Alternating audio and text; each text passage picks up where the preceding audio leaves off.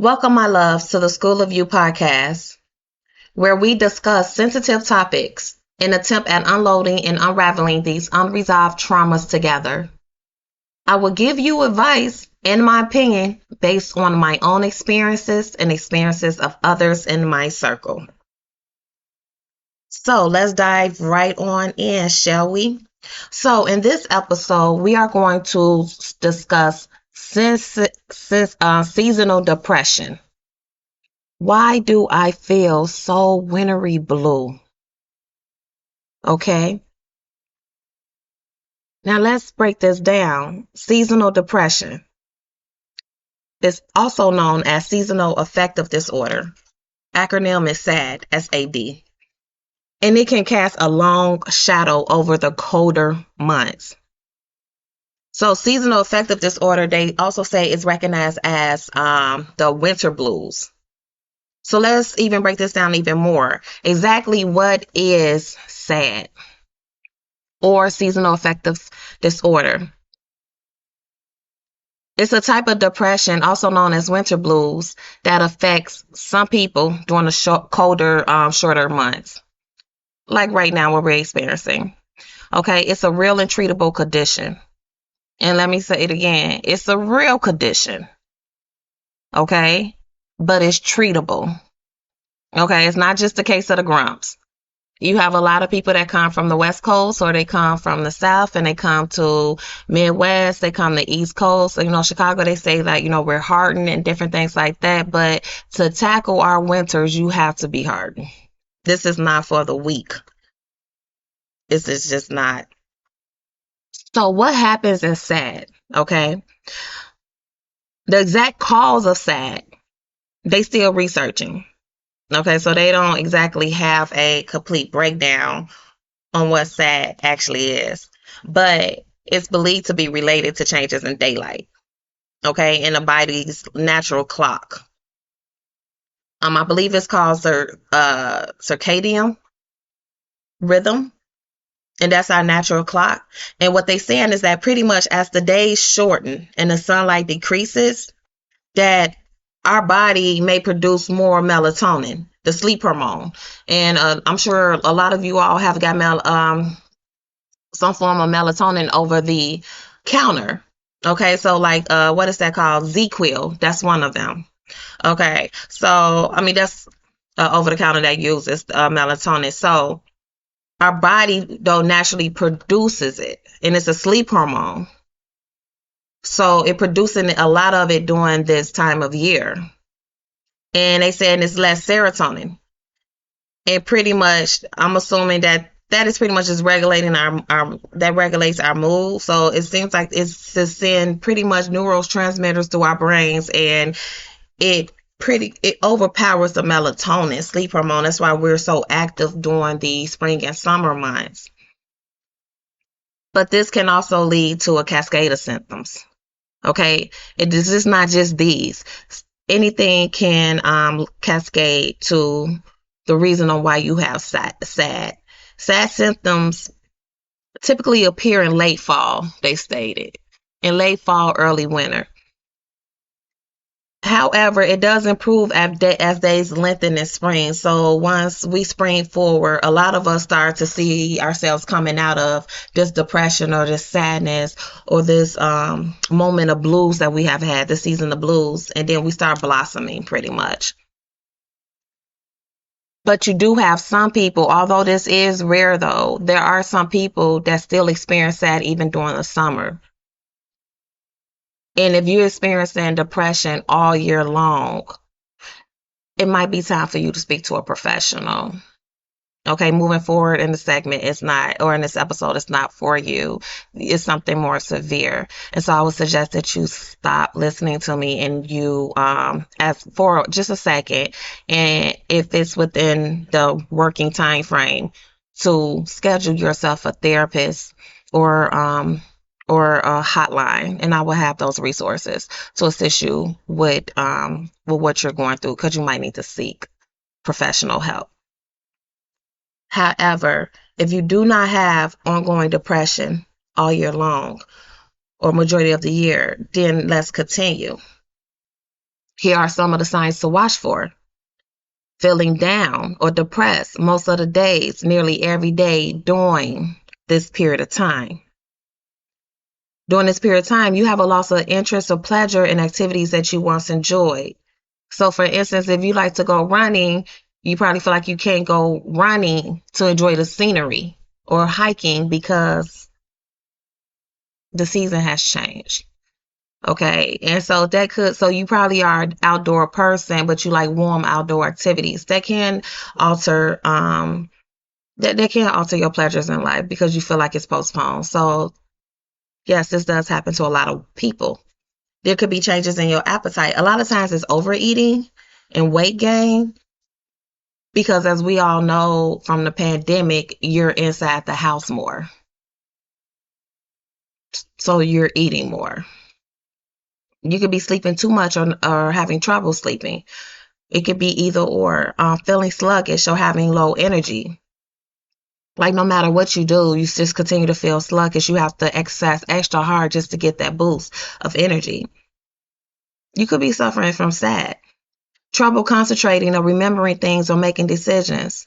Irritability or restlessness. Feelings of hopelessness, worthlessness, or guilt. Thoughts of death or suicide.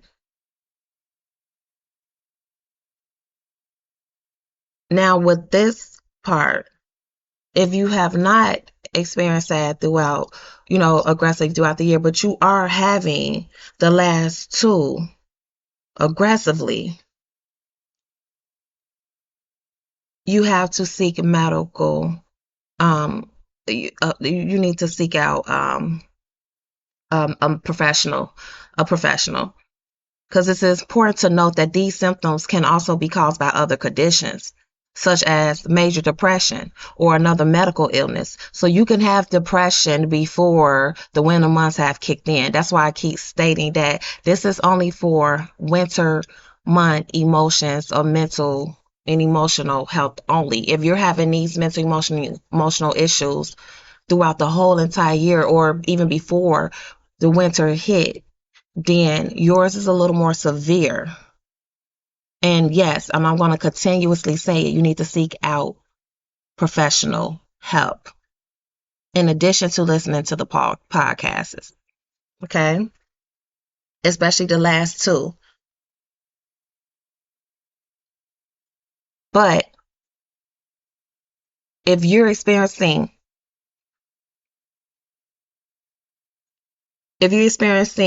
most of these symptoms, not necessarily the thoughts of death or suicide, but the other ones, and you're experiencing them on a mild case, fear not. Fear not, fear not, fear not, fear not, fear not, my fellow sun seekers. There are plenty of self-care strategies, okay, and tips that we can employ to combat and cope with the winter blues. Okay, you can reclaim your inner sunshine, baby. Okay, it's winter, but come on, we still living. Okay, so let me give you some suggestions. Okay, the first one, let's lighten it up. Okay, let's embrace the sun. Okay, so make most of any available daylight. Like, okay, you can't do your outdoor activities that you like to do during a warm weather months, but you know that. So how about you just start doing different things, like maybe take a walk during the day? Okay, but for some of us who do not like to go outside, it could be because some of us are in these big cities, and so public safety is a concern. In addition to the weather, it's cold and we don't like the cold.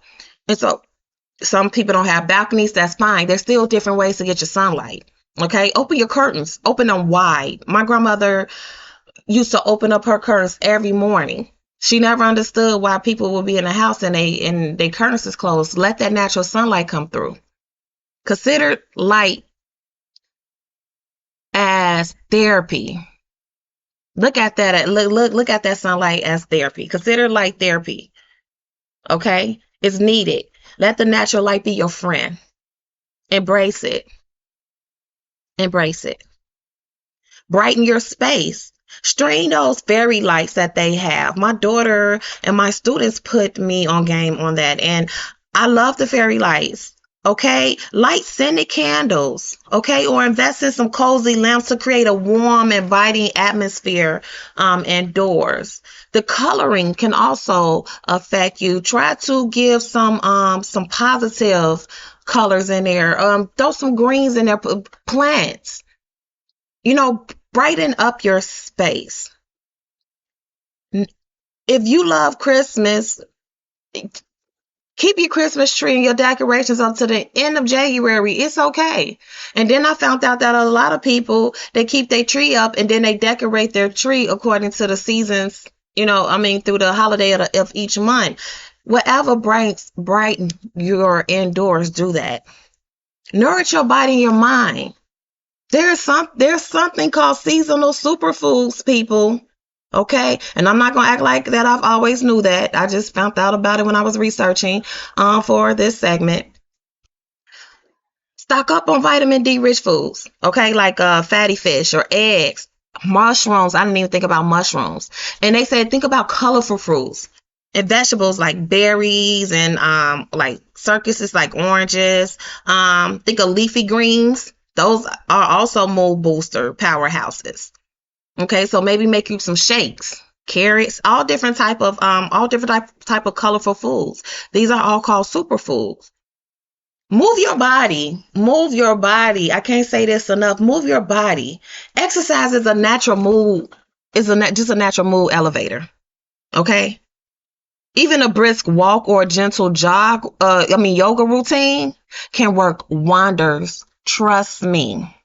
Okay? Trust me.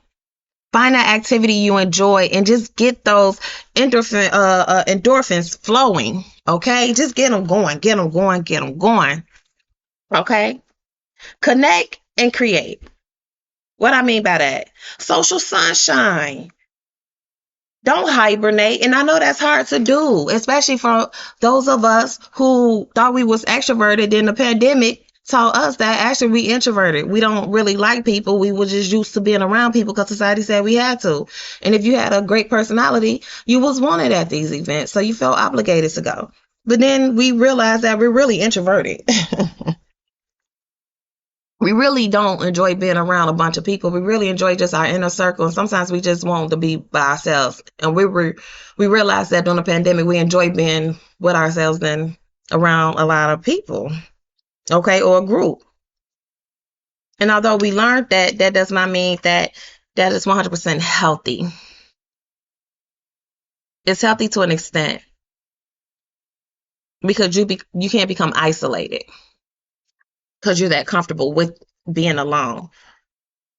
And you don't even understand that that can also be causing your depression. So try not to hibernate. Spend time with loved ones. Join a club or volunteer or join a group or a community group that's that you have an interest in.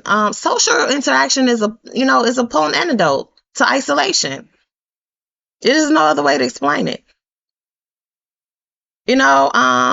And it can bring joy and laughter back into your life. And a lot of times, if you have had major losses, like I lost my grandmother December of 2022, and you could deal with the baggage that comes with it, the emotional baggage that comes with that. And I call it baggage because the emotional part of losing someone you love is so overwhelming, so powerful, it's so painful, it's heavy. That darkness is way heavier than light, and you kind of want, and it's so overwhelming. It feel like back, and you want that hurt to go away. And a lot of times this can be a great way of doing that. You can live with the pain, but not let it consume you. You can bring joy and laughter back into your life, but you have to make the first step, and you have to try to start reconnecting. How about you spark your creativity? Dive into a creative hobby like painting or writing or playing music or creating music, or this podcast that my closest friend has been telling me to do forever. And I tried last year, but I just had a lot of emotional things to deal with and the processes of life. It's just called adulting, and I couldn't be so consistent with it as I like, but I liked it. And so this is something different. It's a creative outlet for me. It's therapeutic for me. Even if nobody listen, that's fine. It's therapeutic for me. Expressing yourself can be a powerful tool for processing emotions and boosting your mood. I had a friend of mine that she always used to post on Facebook all the time. I never understood that. I still think that she overindulged and posted too much of her life. But I now understand that as you're going through things, sometimes these social medias can be an outlet, or or how we just get out there and use the tools that we have to express ourselves. I understand her now. I do. But I had to go through some powerful pain to understand her.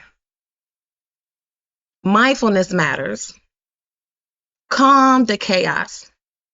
Practice meditation or deep breathing exercises. Okay. Adults need social emotional support just like the youth does. Okay. This works. Even if you have to hold your breath, count to 10 and slowly release it. And as you're releasing all of the negative thoughts that you are thinking of, you are breathing that out of you. If you have to do that 100 times. I remember a friend of mine, Carolyn, um, back when I believe in our late teens or early 20s, she used to always tell me, when you are at a loss of words and you just feel hopeless and you need help and you don't know who to call on, you call on Lord Jesus, your Savior, or you call on whoever it is that you believe in. Okay, but you call on it, and she told me just say Jesus. She said you just keep saying, it until those negative thoughts erase out of your mind, and it works. I'm just letting you know it works. Okay. Do whatever you need to manage your stress and your anxiety. Mindfulness can help you stay present and appreciate the little things, even on your darkest days. Even on those darkest days. Gratitude glow. And I'm always going to be a promoter of keeping a journal. In this case, maybe you want to keep a gratitude journal and write down at least 3 things you're grateful for each day. And you can put them on sticky notes. And you can stick them on your walls in your room or your bathroom or living room, wherever, your hallway walls, wherever you want to stick them. But it's a reminder to you to be grateful for each day that you have. Focusing on the positives. It can shift your perspective and remind you of what's good in your life and who you are. Because a lot of times during these seasons, we can forget who we are. Because the depression is so overwhelming. A great a great resource is it's this company, it's Black owned, and it's called Book, BOOK''D. I'm gonna leave the link and everything in the description there, and I do have an affiliate code if you want to use it. You don't have to use it, it's not even a big deal. But I've been using this organizer in this journal. I've been supporting them for about 3 years now. 3 years, I believe. 3 years. And I've watched them grow. And this is such a great, great, great book. This is amazing. I'm going to leave a link. You should look into it. The books are quite pricey, but they are worth the price. It's quality, people. It's quality. It's quality, and it's helpful. It's not just something that was thrown together. I would not have invested in this company and their organizers, their planners, their books for this long. And I've watched this company grow. It has been extremely helpful. This is a great tool to be an addition. And now let's remember, be kind to yourself, okay? Seasonal depression is real. And it's okay not to feel your best all the time. That shit gonna fluctuate. I'm just letting you know. If you think you about to just break, like just break the code and break seasonal depression and you got all the tools and you're not going to have no down days, that's a lie. You're going to have to forgive yourself for your down days. Because if you think you're not going to have one and then you have one, you're going to be too hard on yourself. Don't do that. You're going to have them. Okay. This is not a episode, a segment where I'm giving you all the answers to end it. I'm showing you how you can cope with it and that you're not alone.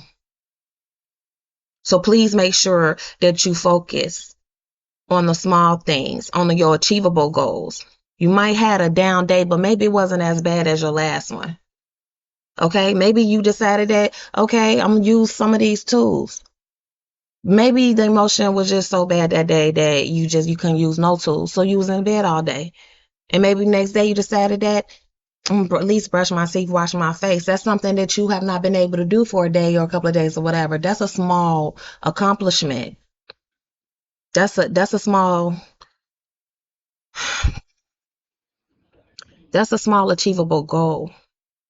Embrace that.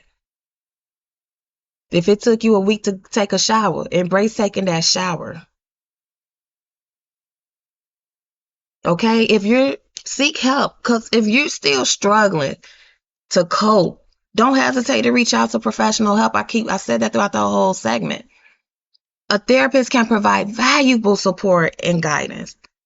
At one point, I had a therapist and a psychiatrist, after my grandmother transitioned. You can't do it alone. And then sometimes people and you're in a circle, they love you so much that they don't even know how to help you. They just really don't, especially if they never experience it. So sometimes it's just good to seek out a therapist. And just a bonus support. Create a winter wellness vision board. Okay? I'm going to say it again, a winter wellness vision board. So visualize your ideal way to navigate the colder months. So include images and quotes and anything else that inspires you to stay positive and to embrace your self-care. Okay? During these winter months. Because remember, even the darkest winter eventually gives way to spring, baby. Okay? I'll say that again. Remember, even the darkest of winters eventually gives way to spring. So this is not something that is going that you have to deal with for the rest of your life. It's temporary. It's not permanent. So until you get to spring, create that winter wellness vision board of everything that can navigate you through these months so you can be positive. All positive things only. Okay? By incorporating these self-care strategies into your routine, you can equip yourself to weather. You can to weather the storm. You can emerge stronger and brighter on the other side of this. But you have to do it with a little compassion and a proactive approach. You just can't sit there. You just can't sit there. You can either chase away the winter blues and claim your personal wonderland, or you can just marinate and soak in it and just not do shit. And that's what your life is going to be for several months, just not doing shit. Like, don't do that to yourself. Okay? I am going to add additional resources, okay, that you may find helpful. Those will be in a description box as well. Like I said, the crisis text line. You can text, for instance, you could text HOME, HOME, okay, to what is it? 741-741. And you will be connected to a crisis counselor. So I will leave those type of resources in the description box for you or someone who can help, or someone that you know that needs the help. Because I want you to remember that you're not alone. Okay? SAD, the seasonal affective disorder, is a common condition, and there are effective treatments available. With the right help, my loves, you can feel better and enjoy the winter months. You can, but you're going to have to be proactive. Okay? And I want you to know that this podcast is not a substitute for professional medical advice. Okay? I am not a therapist. But if you are concerned about your mental health and your or just overall health and wellness, please reach out to a qualified mental health professional. Please, please, please, please. You can overcome this. Okay, so I will have all of my information in the description box, the resources, including the book referral information, with the website and the Instagram, with the affiliate code.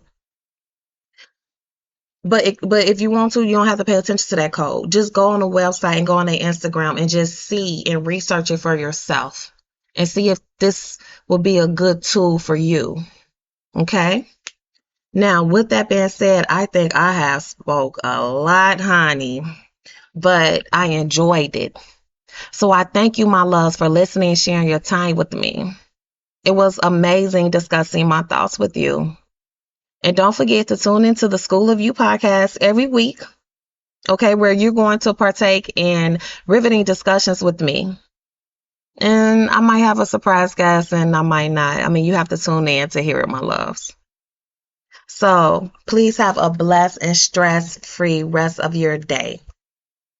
Thank you. And please remember that you are chasing away your winter blues and you are claiming your personal winter wonderland.